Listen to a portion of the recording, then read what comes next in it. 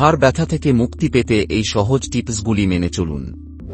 আপনার ঘাড় কি বারবার ব্যথা করছে? দিনের পর দিন কাজের চাপ বা একভাবে বসে থাকার কারণে ঘাড় ব্যথা একটি সাধারণ সমস্যা হয়ে দাঁড়িয়েছে। কিন্তু চিন্তা করবেন না, এই সহজ টিপসগুলি মেনে চলুন আর ঘাড় ব্যথা থেকে মুক্তি পান। প্রথমেই সঠিক অবস্থানে বসা শিখুন। কম্পিউটার বা মোবাইল ব্যবহার করার সময় ঘাড় সোজা রাখুন।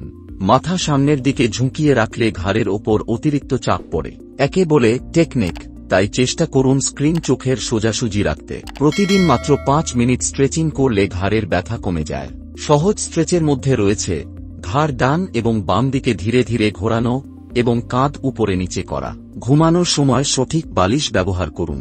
খুব উঁচু বা খুব নিচু বালিশ ব্যবহার করলে ঘাড়ে চাপ পড়ে। ঘাড়ের প্রকৃতি অনুযায়ী আরামদায়ক বালিশ বেছে নিন। ঘাড়ের ব্যথা কমাতে গরম বা ঠান্ডা প্যাক ব্যবহার করুন। গরম প্যাক পেশির রক্ত সঞ্চালন বাড়ায় আর ঠান্ডা প্যাক ব্যথা কমায়। এটি দিনে 10 থেকে 15 মিনিট ব্যবহার করুন। একটানা দীর্ঘ সময় একই জায়গায় বসে কাজ করবেন না। প্রতি 30 মিনিট পর একবার উঠে ঘাড় ও কাঁধ নাড়াচাড়া করুন।